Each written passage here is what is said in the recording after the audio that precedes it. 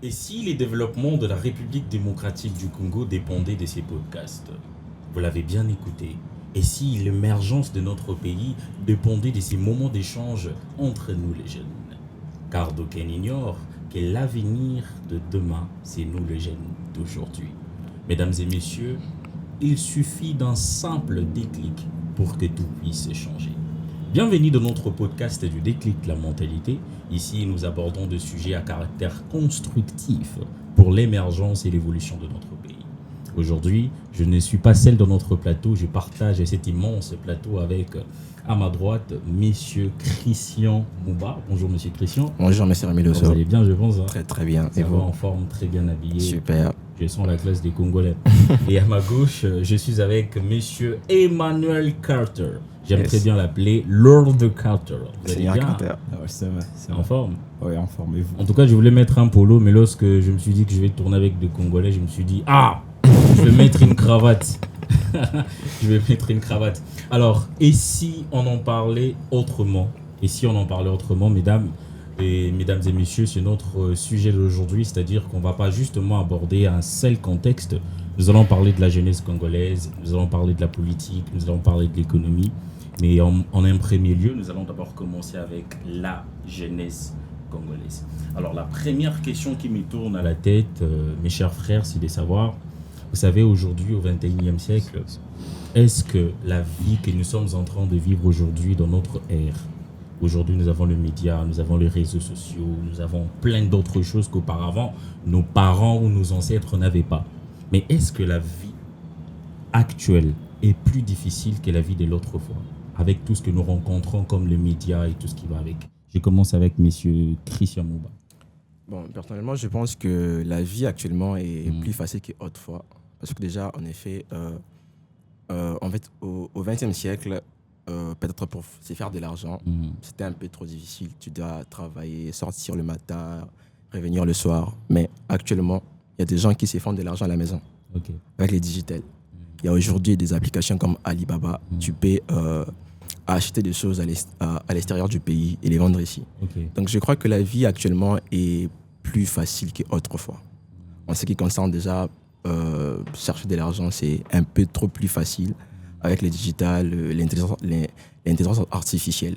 Aujourd'hui, il y a des gens qui n'ont pas de boutique. Autrefois, pour vendre, peut-être, tu devais normalement avoir un boutique en présentiel. Mais aujourd'hui, avec des trucs comme Chariot, tu peux avoir une boutique en ligne. Tu es là chez toi et tu reçois de l'argent sans pourtant sortir. Donc, la vie est plus facile aujourd'hui qu'autrefois. Ah ok, donc là, vous mettez un tout petit peu l'accent sur les côtés médiatiques en fait. Oui, bien évidemment, du côté médiatique, la vie est plus facilisée là.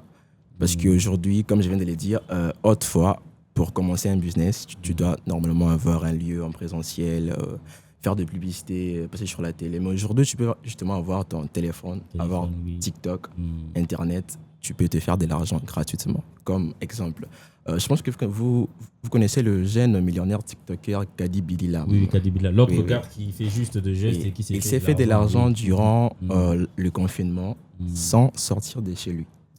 Justement avec son téléphone, connexion Internet, il s'est fait des millions. Donc actuellement, la vie est plus facilisée avec Internet. Donc je crois vraiment que c'est ça. La vie est plus facilisée du point de vue Internet.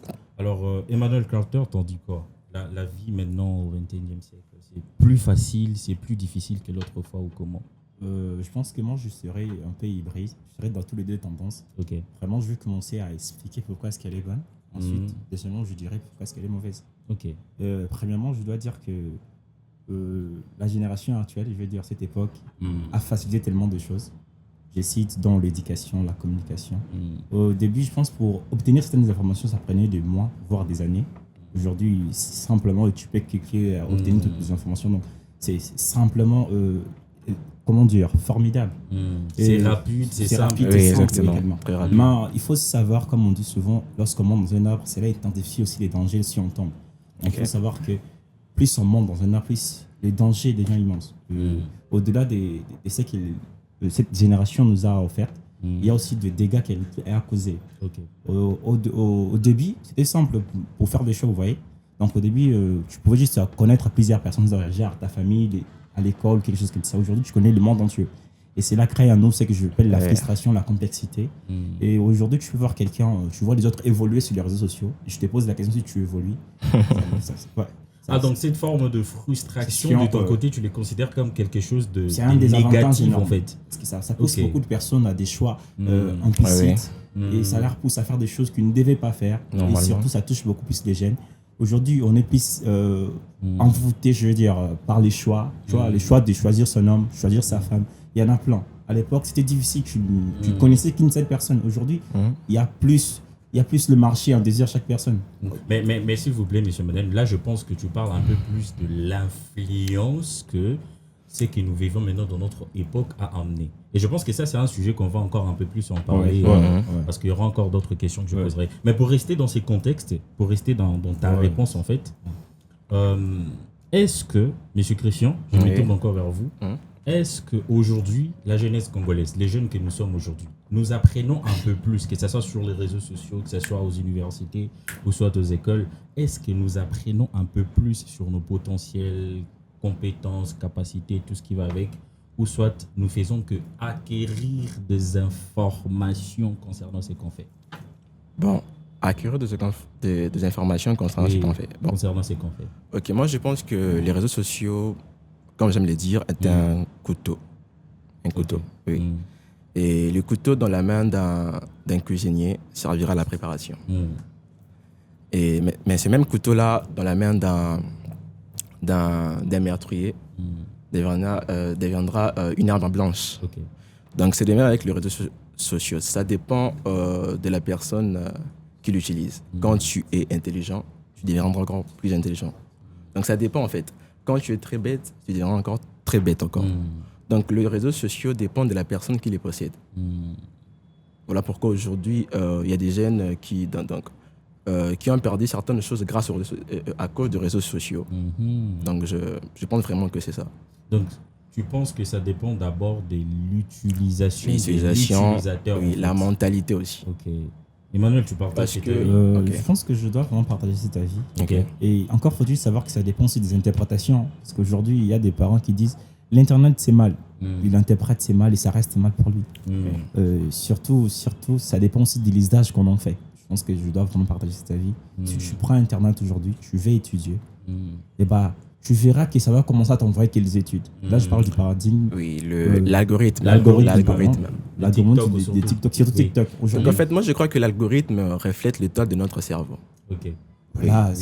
L'algorithme reflète l'état de notre cerveau. C'est très psychologique. Quand vous ouvrez justement les TikTok de quelqu'un qui est bas du point de vue mentalité, justement avec son algorithme, vous allez les remarquer. Mais quelqu'un qui est épanoui, avec son algorithme, vous allez aussi les remarquer. Donc, comme je viens de le dire, les réseaux sociaux, l'utilité des réseaux sociaux dépend de la personne qui les possède. Surtout ça. Et je vous donne une anecdote. J'étais avec une fille et j'utilisais son téléphone. Je suis entré sur TikTok et tout ce que je vis avoir parmi le 10 vidéos, vous connaissez la suite. Je me suis dit, mais comment est-ce que tu peux vivre comme ça? Des challenges, tout ça. Et puis je suis allé sur YouTube, je lui ai dit, tu vois comment ça se fait ce genre de choses? Elle a refusé. Catégoriquement refusé. Non, moi je suis mes choses. Ça me rend heureuse. Moi, à chaque fois que je parle de réseaux sociaux, tout ce qui va avec, j'aime trop donner mon propre exemple en fait. Moi, lorsque je m'étais lancé dans la création de contenu, je m'étais dit que je devrais un peu plus apprendre sur le journalisme, apprendre comment conduire un débat, conduire une émission. Et je vous jure, je n'ai pas entrepris en fait une formation extérieure. Donc, c'est-à-dire qu'aller m'inscrire quelque part pour aller apprendre comment ça se fait. Non. J'ai commencé justement à suivre des vidéos sur TikTok. Vous voyez, ce genre de vidéos, il y a des écrits qui passent et après on vous dit, allez, parle comme un orateur, parle comme si tu étais là, tu vois, tout ça là. Donc, dans de l'auto-apprentissage. Exactement, j'ai vraiment fait de l'auto-formation. Je me suis vraiment auto-formé. Mais on garde l'aspect réseaux sociaux, influence et tout ce qui va avec.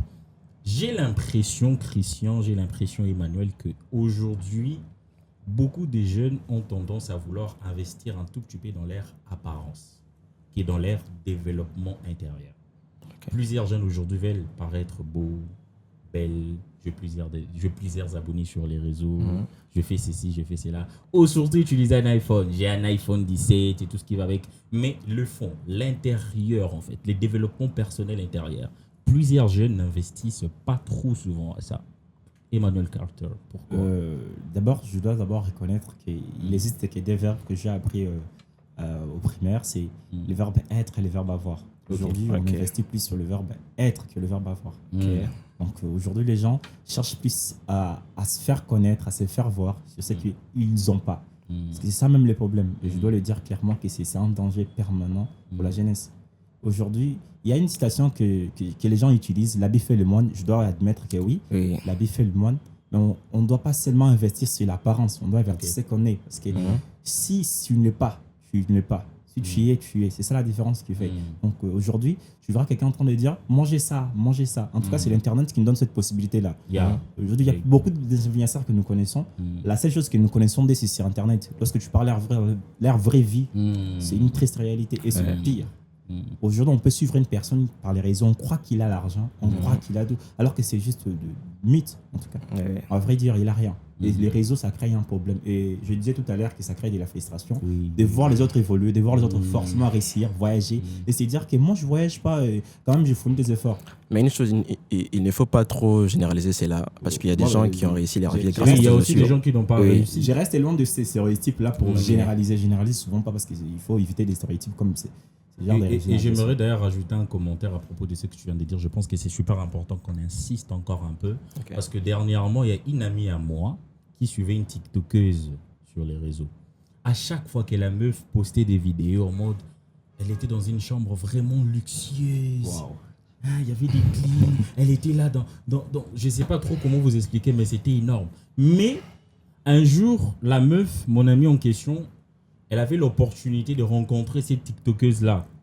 Elle parle avec la meuf en mode « Où est-ce que tu tournes tes vidéos et tout ça là ?» Elle dit « Moi, j'ai loué un hôtel. » Donc, lorsque je vais tourner là, je quitte de chez moi pour aller louer un hôtel et pour tourner mes vidéos à l'intérieur de l'hôtel.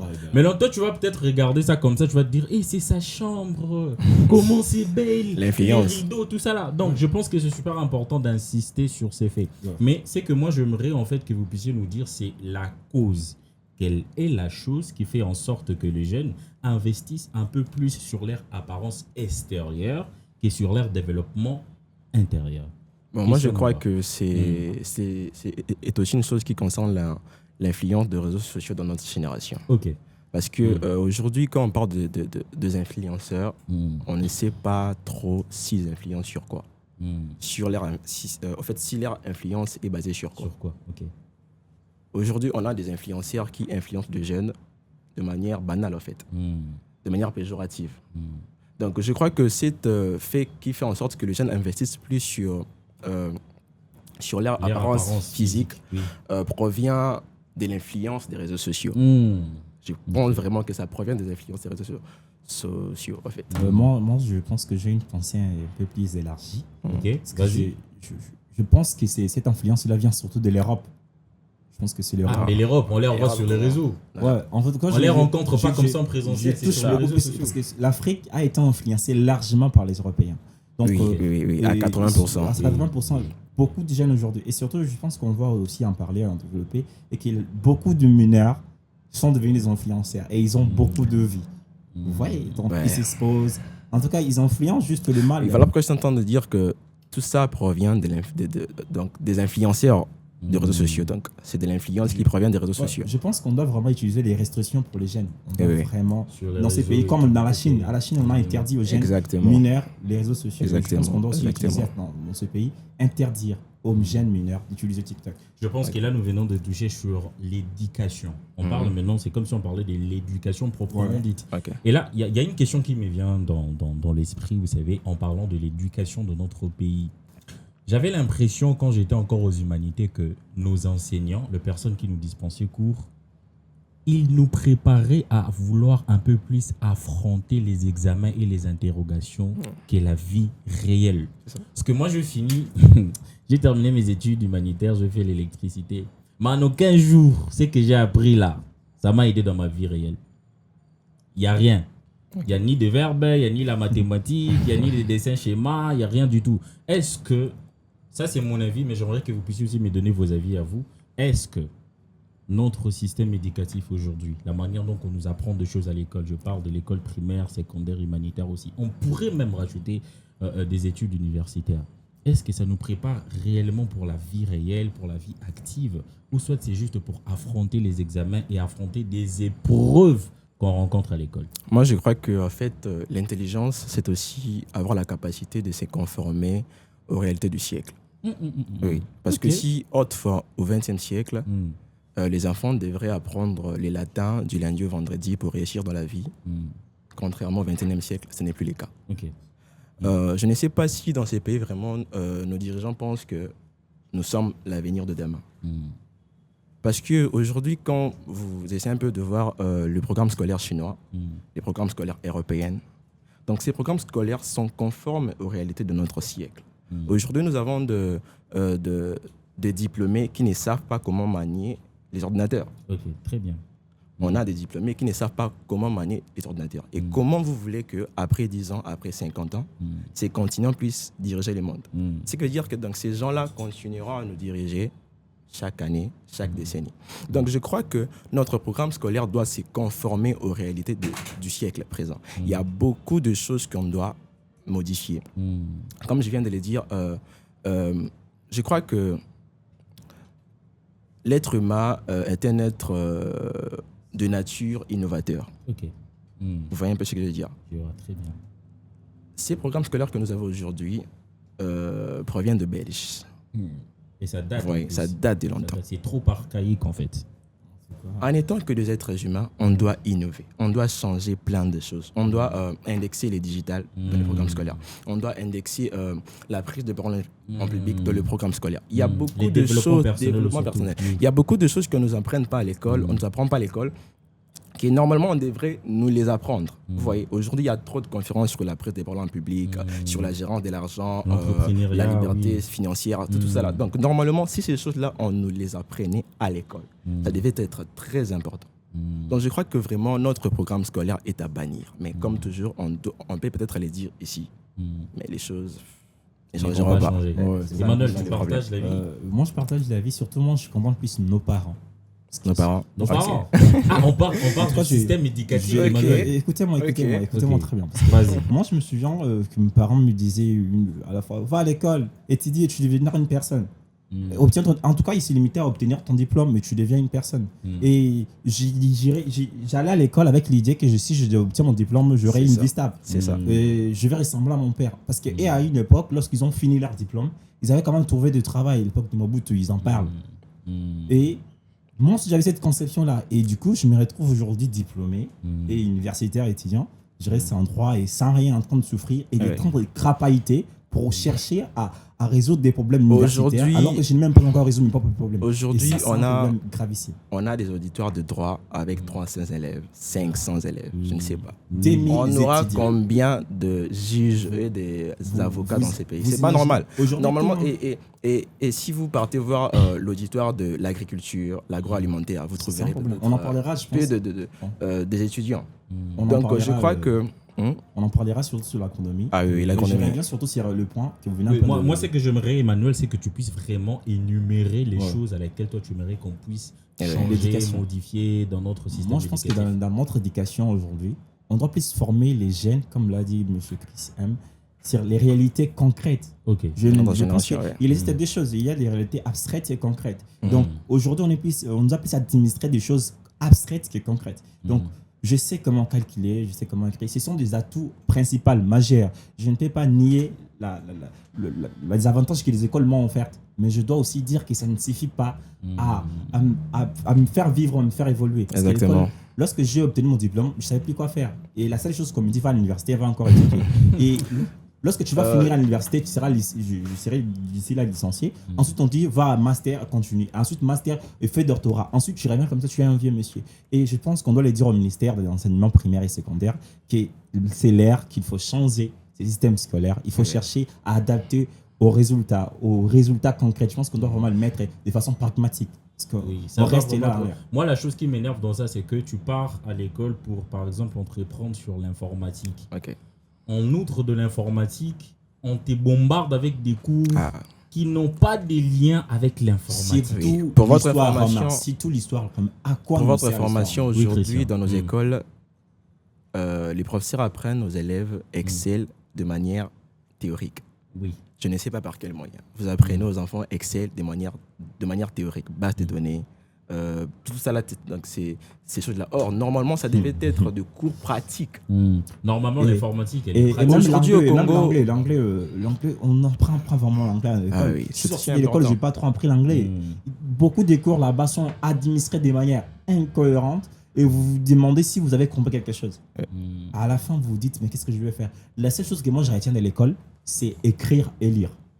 C'est ça. La seule chose que l'école... Donc, si on retient très bien, si on devrait changer notre système éducatif, on devrait rajouter la prise des paroles en public, le développement personnel, l'entrepreneuriat. Bref, faire en sorte que notre système éducatif puisse en fait préparer les jeunes à la vie active. Que ça soit fragmentique. Ouais. Okay. Mais en parlant de la prise des paroles en public, je commence avec Emmanuel Carter en parlant de la prise des paroles en public. Est-ce que c'est super important? Non, je l'ai redit. Est-ce que c'est obligé qu'un être humain, un jeune, est censé apprendre comment communiquer? Quand je parle de la communication, on voit l'éloquence à l'intérieur. On voit la prise des paroles en public, ce qu'on appelle communément l'art oratoire à l'intérieur. Est-ce que c'est obligé pour nous les jeunes de passer par ces processus-là pour réussir la vie ou saisir certaines opportunités? Je pense que la prise des paroles en public, elle est indispensable. Et pour le dire clairement, je dois donner un exemple d'une personne. Non, attends, il faudrait qu'on clarifie très bien les choses. La prise des paroles en public ou soit la communication, soit l'éloquence, parce que ça c'est différent. Qu'est-ce qui est indispensable? C'est l'éloquence? Je pense que la prise des paroles en public. La prise des paroles en public? Oui. Emmanuel et Christian, tu parles Oui, je crois la prise de parole en public et l'éloquence. Parce que l'éloquence, accompagnée avec l'éloquence. Tu partages l'avis? Je partage l'avis. Je ne sais pas si vous connaissez Hitler. Je sais que son histoire est vraiment controversée. Les gars, il était fort à la communication, à l'art, il était éloquent. Et c'est ce qui lui a permis de devenir le président, peu importe s'il était dictateur, mais je pense que la communication, l'art montée des échelons est devenu la personne que nous connaissons aujourd'hui. Il était vraiment éloquent. Et son éloquence, à lui, a touché le monde entier. Même s'il a déclenché la Deuxième Guerre mondiale. Christian Mouba, oui, mais c'est qu'est-ce que tu en dis? Bon, moi, je pense que l'éloquence est très important dans notre génération parce qu'en effet, l'éloquence intervient dans tous les domaines de la vie, dans la vente. Vous devez avoir l'art de la persuasion. Et la persuasion passe par l'éloquence. C'est ça. Pour vendre, donc dans plusieurs choses de la vie, l'être humain a besoin de l'éloquence. L'être humain a besoin de savoir, a besoin de connaître comment captiver les esprits des gens. Donc je crois que c'est indispensable que tout le monde puisse apprendre, avoir des formations sur la prise de parole en public. Là, excuse-moi Emmanuel, ça me rappelle une chose, il y a un jeune que j'ai suivi récemment. En temps normal comme ça. Parce que moi je le prends en temps normal comme ça. De l'humour. Ah, c'était de l'humour. C'est de l'humour. En temps normal comme ça, on ne peut pas avaler ça en fait. J'ai une question à vous poser. Que dites-vous de la pensée qui est exprimée généralement par des Congolais de dire que parler français, ce n'est pas de l'intelligence? Parce que ça fait vraiment débat. Que pensez-vous de cette pensée? Beaucoup de Congolais qui parlent l'anglais sont complexés par l'idée de parler français. Alors, que pensez-vous? Non, là, il faudrait maintenant commencer par redéfinir si c'est quoi l'intelligence. L'intelligence, c'est la capacité de vouloir capter, maîtriser, acquérir des informations. Donc, lorsque je ne savais pas que 10 plus 10 égale 20, lorsque tu m'apprends que 10 plus 10 égale 20, quand tu vas maintenant me poser la question, 10 plus 10 égale combien? Lorsque je vais répondre que c'est 20, c'est-à-dire que je suis intelligent. Donc, lorsque tu vas m'apprendre comment parler français, lorsque je vais m'exprimer en français, c'est-à-dire que je suis intelligent. C'est ça. C'est très clair. C'est très clair. C'est super clair. Et maintenant, j'aimerais qu'on parle un tout petit peu sur ces côtés du développement personnel. Le dev perso. Je sais que c'était les sujets que tu attendais.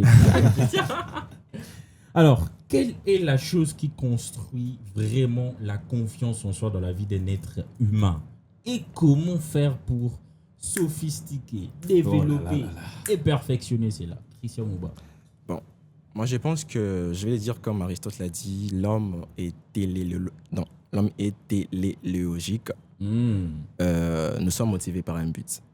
Oui. Moi je crois qu'on construit la confiance en soi en ayant des buts et des ambitions.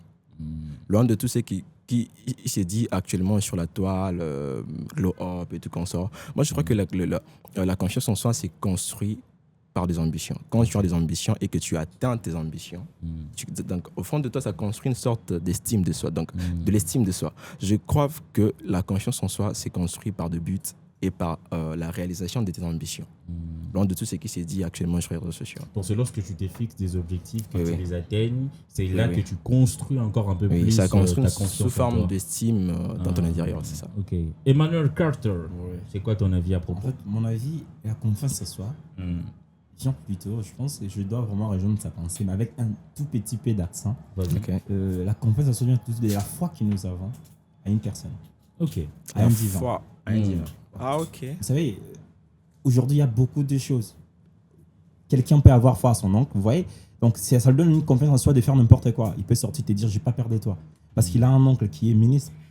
Ouais. Et aujourd'hui, la confiance en soi, au-delà du fait que nous résistons certaines choses qui nous donnent, qui intensifient cette confiance en soi-là, on doit avoir confiance en soi à une personne. Et je pense que cette personne-là, je suis en train de parler, je peux parler. Moi, je pense que j'ai confiance en Jésus-Christ. Je suis chrétien, je le précise, pour que personne ne puisse venir dire que non. Emmanuel Carter est athée, parce que certains de mes philosophes, parce que je suis philosophe, j'allais aussi préciser. Donc personne ne vient me dire, oh non, Emmanuel Carter c'est un athée. Je suis chrétien et j'ai foi, et la foi en Christ, c'est ce qui intensifie ma confiance en soi. Tu vas nous amener dans le christianisme. Non, c'est ça. Non, mais après, en dehors ou en outre de l'art oratoire, parce que j'ai aimé comment est-ce que vous avez parlé concernant l'art oratoire, vos avis, en tout cas c'était nickel. Mais avant que nous puissions passer à un autre sujet, j'aimerais que vous puissiez nous dire en fait, en dehors de l'art oratoire, quelle est la compétence que tous les jeunes doivent développer dans leur vie? Le digital. Le digital. L'IA, le digital. Comme actuellement, nous sommes en train d'enregistrer un podcast. C'est grâce à quoi? Le digital. Oui. Nous sommes sur Internet. C'est grâce à quoi? Le digital.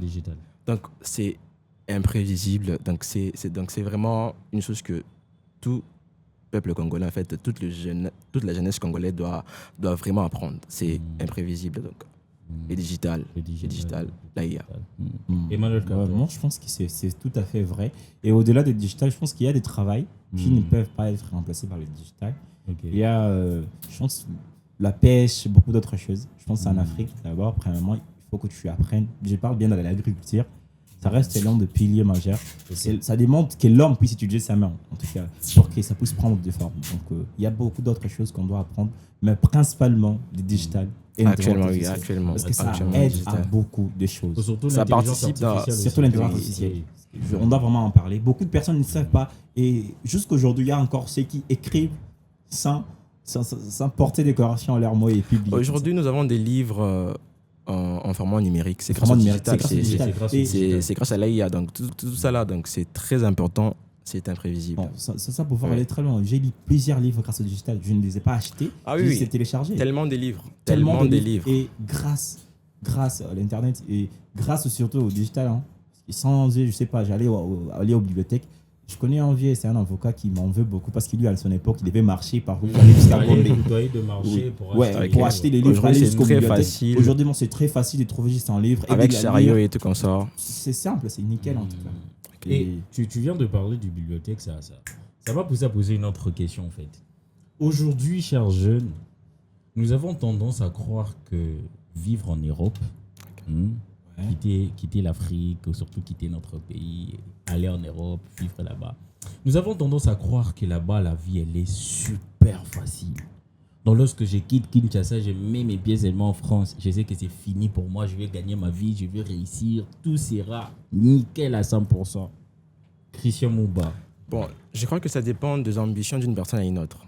Il y a des gens qui se sont placés de limites mentales que moi, je ne peux pas réussir au Congo. Ici, c'est impossible. C'est justement quand je sortirai de ces pays que je réussirai. Donc, je pense que ça dépend des ambitions personnelles. En même temps, dans ces mêmes pays, il y a des gens qui se font des millions. Il y a des jeunes qui se font beaucoup d'argent dans ces pays. Donc moi, je crois que c'est très péjoratif d'avoir cette sorte de mentalité-là dans la tête et c'est dire que dans ces pays, je ne peux pas réussir ici, je ne dois que sortir. Non. Si on sort de tous, et qui va construire ces pays? Donc c'est triste. Quant à moi, je pense qu'à un moment donné, c'était vrai. Je pense qu'à un moment donné de la vie, c'était vrai. Aller en Europe, c'est là garantissait au moins... À un moment, là, c'était vers quelle année? On doit en parler entre 1964 je ne sais pas trop.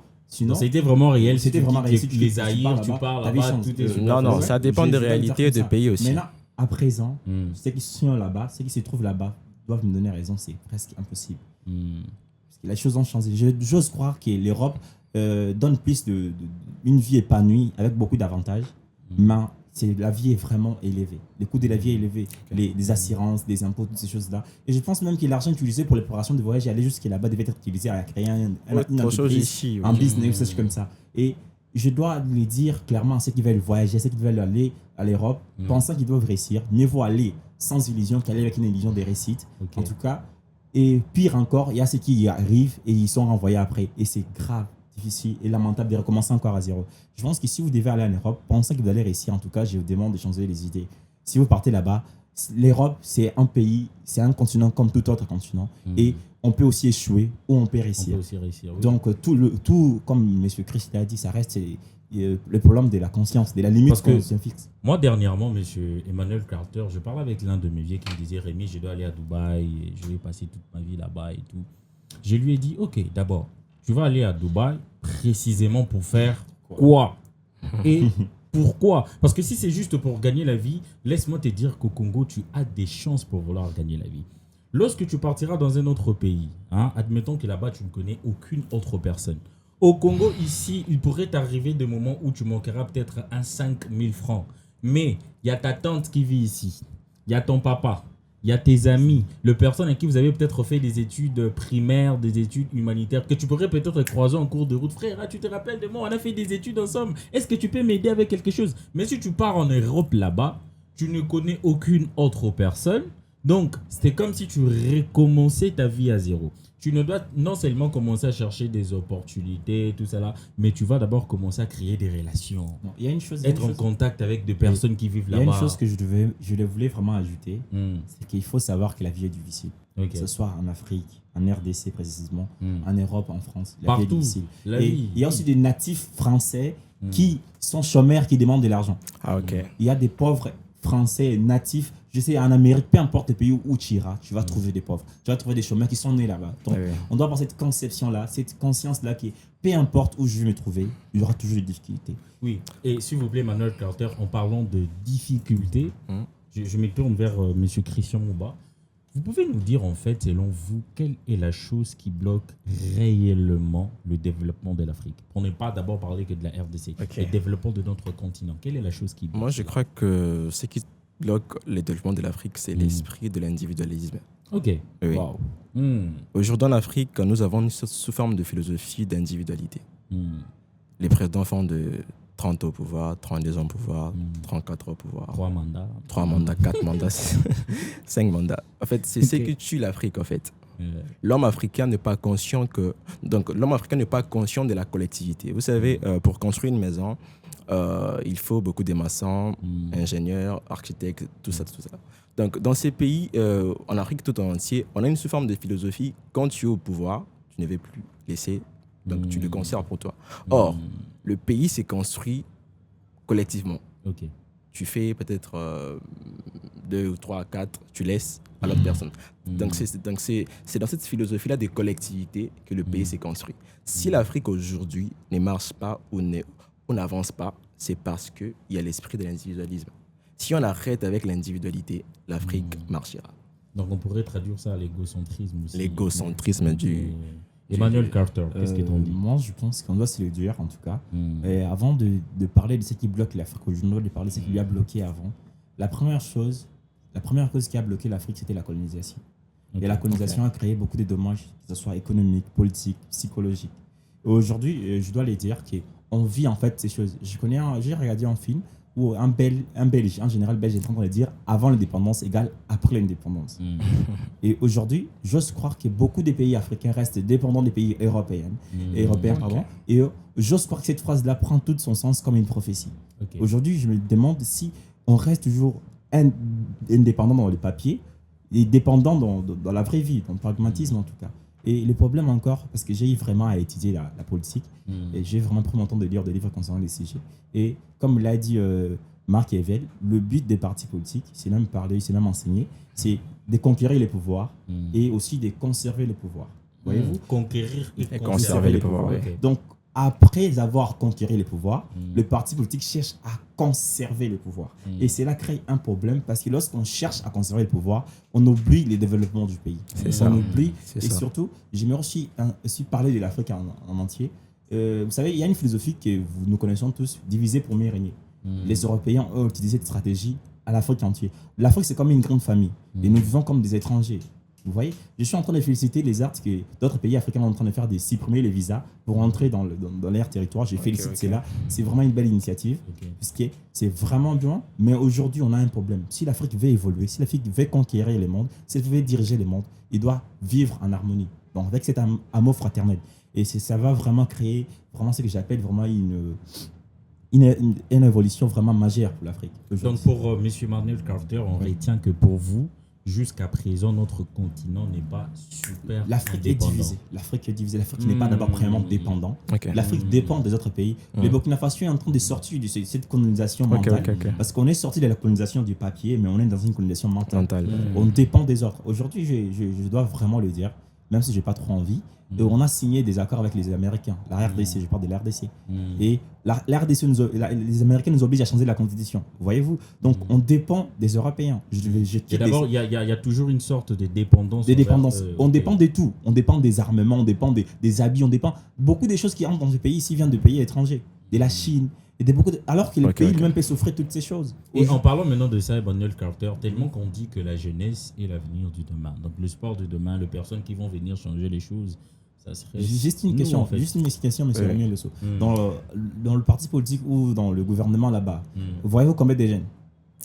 C'est le problème. Voilà pourquoi je suis en train de parler de l'individualité. Maintenant, ça m'amène en fait à cette question. Ça m'amène à vous demander comment faire alors pour transformer la jeunesse actuelle à une force d'innovation et du vrai développement. Donc quand je parle du vrai développement, je mets vraiment l'accent à ces développements que nous sommes tous en train d'attendre. Attendre à ce que nous puissions plus dépendre des Occidentaux, attendre à ce que nous puissions bannir cet esprit d'individualité, tout ce qui va avec. Comment faire pour préparer la jeunesse actuelle pour faire face à tout ça? En tout cas, ce que je veux dire, ça va faire mal. Mais je vais dire aux vieux, s'il vous plaît, le vieux, prenez votre retraite, laissez aux jeunes la place. Parce que maintenant là, comme ça. Non, ils doivent prendre la retraite. Si tous les vieux maintenant se décident de s'asseoir et de nous laisser la place, maintenant là, tu penses qu'on va vraiment gérer ça? Parlons d'abord des universités qui forment des licenciés. Combien sortent? Combien travaillent pas? Beaucoup de licenciés dans ces pays. Regarde dans la télévision, regarde à la RTNC, tu verras que le vieux qui parle, tu verras que les vieux messieurs qui ont travaillé avec les anciens présidents et qui continuent toujours de travailler. Et par la suite, il y aura leurs enfants qui vont les remplacer. C'est comme une forme d'église politique. C'est une forme d'église politique. Donc l'individualité du pouvoir. Tu penses et tu crois que pour que la jeunesse aujourd'hui soit transformée à une force et des développements, il faudrait d'abord faire en sorte que les anciens, donc le vieux, dégagent pour laisser la place aux jeunes. Le vieux, qu'est-ce qu'ils doivent faire? Ils doivent appeler les jeunes, approcher les jeunes, leur apprendre et leur laisser la place. Je félicite l'initiative parce que la ministre de la jeunesse est la seule personne que moi j'ai vue dans mon époque qui a été nommée étant jeune. Ça, je félicite. Et je ne suis pas contre. Moi, je suis à politique, je dois le dire comme ça, je ne suis pas contre pour, mais lorsque je vois des belles choses, je dois les dire. Et je félicite, c'est une ministre que j'admire beaucoup par ses enseignements qui m'ont particulièrement motivé. Là maintenant, si tu commences à faire ça, Emmanuel et Christian Mouba, selon vous, comment faire en fait pour transformer notre jeunesse d'aujourd'hui à une force d'innovation et de développement pour notre nation et pour notre continent précisément aussi? Je crois que l'apprentissage. Mettre l'accent sur l'apprentissage. Oui, comme on vient de le dire ici, on doit plus mettre l'accent sur l'apprentissage. Aujourd'hui, nous avons beaucoup de jeunes aujourd'hui, comme par exemple des diplômés. Aujourd'hui, un diplômé congolais est incapable de diriger une entreprise. Or, si je vois un peu, si je rentre un peu à l'époque, vous remarquerez que des gens comme de Lumumba, de Kasavubu n'ont pas fait de longues études. Ils n'ont pas fait de longues études, mais ces gens étaient trop intelligents. Donc, on doit mettre plus l'accent à l'apprentissage. L'école doit produire des diplômés capables de travailler dans la société. Vous voyez? Donc, aujourd'hui, il y a certains parents qui n'ont pas de l'argent, qui n'ont pas en fait des capacités à faire scolariser leurs enfants dans des études universitaires. Et on a beaucoup de diplômés aujourd'hui qui ne font rien. Pourquoi? Parce que quand tu es diplômé, tu ne peux travailler nulle part. Donc c'est sur quoi on doit vraiment mettre plus de l'accent, l'apprentissage. Oui. Emmanuel Carter, tu partages cette avis? Je partage énormément l'avis. Je pense qu'on en parlera probablement plus tard sur ces sujets. Je pense qu'on doit vraiment apprendre aux jeunes, leur inculquer, pas seulement sur les paroles, mais sur les actes. Parce que aujourd'hui, voyons voir comment est-ce que le vieux se comporte. Je reste toujours sur ces côtés, cette optique. Le vieux se comporte. Et les jeunes apprennent de ça. Et lorsque les jeunes vont prendre place, ils répéteront encore la même chose. Parce que je pense que les actes restent plus éloquents que les paroles. Les actes resteront toujours éloquents. Super. Alors, comme vous le savez, c'est notre premier épisode. Ici, on a quand même parlé un peu plus de la jeunesse, l'évolution de notre pays, de notre continent. Mais pour notre deuxième épisode, on parlera un peu plus sur ces sujets que je pense que c'est super important qu'on en discute encore entre jeunes. Les relations amoureuses. Les relations amoureuses. Mais avant de conclure avec cet épisode, j'aimerais vous poser une dernière question. Et peut-être aussi que je donnerai mon avis à propos de la question. Alors, la question, c'est de savoir, récemment, je pense que c'était au mois de mai. Au mois de mai, j'ai suivi une information où on voyait, il y avait plus de 193 cas de divorce. 193 cas de divorce. Donc, il y avait des jeunes couples mariés, 3 ans, 4 ans, 5 ans après, qui partaient chercher comment divorcer, tout ce qui va avec. Emmanuel Carter, selon vous, en fait, ces climats, ces phénomènes qui arrivent comme ça, auparavant, on n'attendait pas souvent des choses de divorce, voilà, nana. Souvent, c'était couple, le papa, la maman, et peut-être dans des soixantaines, cinquantaines. Après, ça ne marche plus, ils cherchent à divorcer. Mais aujourd'hui, c'est des couples de 20 ans, 30 ans qui cherchent à divorcer. Selon toi, qu'est-ce qui se passe? Premièrement, je dois le voir toucher. Je dois encore rentrer au problème à ce que l'Internet nous a offert. Déjà, beaucoup de personnes, beaucoup de femmes, j'aimerais les dire comme ça, s'imaginent une vie quasi parfaite. Ils veulent un homme parfait. Là, tu accuses directement les femmes.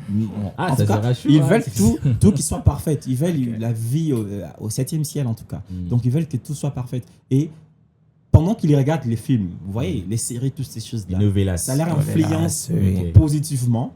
Je dois le dire comme ça, positivement. Mais les contextes du pays où ils se trouvent tous ne reflètent pas ce qu'ils attendent, en tout cas. Et surtout ça, et au-delà de parler des influences extérieures, on doit aussi le dire, c'est que les gens ne prennent plus le temps de se comprendre. Ils prennent juste le temps de s'écrire sur le téléphone. Les gens n'ont plus vraiment le temps de s'asseoir et de se dire comment. Et la seule chose qu'ils savent faire, c'est écrire, parler. Les gens ne prennent plus vraiment. On peut se parler sans jamais se comprendre. Les gens ne le savent pas. Et les gens qui viennent dire oh non, je savais pas qu'elle était comme ça. C'est juste que tu n'as pas pris le temps de la comprendre. De la connaître. De la connaître en fait en profondeur, parce qu'il y a connaître et comprendre, vous savez. Donc je peux connaître une personne sans le comprendre. Et aujourd'hui, beaucoup de gens se marient par précipitation. Et par précipitation aussi, parce que les familles nous mettent la pression. Marie-toi, tu grandis. Et aujourd'hui, beaucoup de gens se marient pour finir à divorcer. Et la souffrance revient aux enfants. Les enfants souffrent énormément aujourd'hui parce que nous voyons beaucoup de phasers, beaucoup d'enfants qui n'ont plus de bonnes vies. C'est à cause de ça. En tout cas, si vous n'êtes pas encore prêt à comprendre la personne que vous êtes, et si vous voulez une vie quasi parfaite, ne vous mariez pas, attendez. Peut-être la venue de Jésus-Christ. Christian Mouba, moi, je vais ajouter un peu plus dans ce que M. Emmanuel Carter vient de dire. Je crois que c'est la précipitation. Aujourd'hui, beaucoup de jeunes sont trop précipités à se mettre au mariage, sans pourtant se comprendre, sans pourtant en fait avoir une sous-forme de connexion entre deux personnes. Voilà pourquoi il y a certaines choses. Vous savez, M. Rémilos, le comportement que vous manifestez quand nous sommes peut-être nous deux, ou peut-être comme ça, ce n'est pas vraiment le comportement que vous avez quand vous êtes dans votre chambre ou vous-même chez vous à la maison. Vous voyez? Donc, quand vous voyez justement avec une personne comme ça, sans pourtant vous comprendre à fond, quand vous serez dans le mariage, il y a certaines choses qui vont jaillir. Et si vous n'avez pas c'est sous forme de maîtrise, voilà pourquoi aujourd'hui nous retombons dans des divorces. Il y a quelqu'un qui a dit une chose intéressante. Il a dit le pardon constitue un pilier majeur pour une bonne relation. Et surtout aujourd'hui, c'est difficile de pardonner parce que imagine que tu fasses du mal à une femme par voir ses amis et lui dis qui t'a fait ça, non, toi tu... En tout cas, en fait les femmes sont désirées. En fait les femmes gagnent les marchés de la séduction. Je pense que là tu en tout cas, laisse-moi d'abord. Non. En fait, parce que si on aborde directement ce sujet, ça fait partie des questions que nous avons prévues pour le prochain podcast. Parce que si non, Christian, non, Emmanuel. Mais moi j'aimerais rajouter ces commentaires avant de conclure cet épisode. En parlant de ce que tu venais de dire, Emmanuel, je l'ai trouvé super intéressant et Christian aussi. Voilà, il faudrait d'abord prendre le temps de se connaître tout ce qui va avec. Parce qu'en psychologie, moi je suis un jeune psychologue, comme toi tu es un jeune politicien. Dans la psychologie, on dit ça crée de l'attachement psychologique. Lorsque vous vous mettez en couple avec une personne, vous allez vous rendre compte qu'au début, c'est toujours rose. Tout semble beau en fait. Tu as envie de passer du temps avec la personne, voir la personne, écrire à la personne. Lorsque tu passes même des heures du temps sans pour autant communiquer avec la personne, tu sens un vide au fond de toi. Wow. Maintenant, plusieurs jeunes se marient à cause de cet attachement psychologique. Ces hormones-là. C'est lorsque tu es habitué psychologiquement à la personne que tu te dis j'ai envie qu'on commence à passer tout le reste de notre vie ensemble. Maintenant, lorsque vous allez arriver dans le mariage, c'est là que vous allez commencer à vous connaître, à vous comprendre, à analyser les défauts, les lacunes de l'autre. Et là, maintenant, tu vas te rendre compte, c'est comme ça qu'elle est. C'est comme ça qu'il est. Ça. Et perso, en tout cas, ça, c'est mon avis. Je pense que c'est d'abord la première chose qui crée des divorces. Vous n'avez pas suffisamment pris le temps de vous connaître à fond. De vous connaître. Surtout, et vous arrivez dans le mariage. Surtout, j'aimerais rajouter une chose. C'est que vous êtes psychologue, vous savez aussi, il y a les hormones du plaisir, la dopamine, l'oxytocine. Ça joue un rôle majeur. L'hypothalamus, l'hypophyse. En tout cas, vous savez, le plaisir de commencer, en tout cas. Vous idéalisez la personne. Vous dites qu'il est comme ça, qu'il sera comme ça. Les charmants. Vous idéalisez, en tout cas, les princes charmants. Je sens qu'Emmanuel sera à fond pour. Oui, il sera à fond, lui. Alors, je pense que là, nous sommes à la fin. On doit conclure cet épisode. Je pense que prochainement, on va maintenant parler de relations amoureuses. On parlera de ça à fond parce que je pense que c'est une chose aujourd'hui que plusieurs jeunes ne s'abstiennent plus. Même les enfants qui ne disent rien à la maison en cachette, ils sont en couple. Même à 12 ans. Alors, messieurs, Christian Mouba, c'était un réel plaisir de partager cet instant avec vous, de parler de tous ces sujets. Vous étiez pertinent, éloquent, intelligent. Pareil avec monsieur Emmanuel Carter, c'est un réel plaisir pour moi de vous recevoir au cœur du déclic de la mentalité. Je pense que c'est pas la dernière fois. Après on sera là. On prendra les temps d'en parler, on en discuter. Comme je l'ai dit à l'introduction, et si le développement ou l'émergence de notre pays dépendait de ces podcasts? Vous vous êtes maintenant rendu compte que nous avons abordé des sujets qui pourraient faire en sorte que notre pays émerge. Car il suffit justement d'un seul déclic pour que tout change. Mesdames et messieurs, chers jeunes, on vous dit à la prochaine pour notre nouvel épisode. Bye.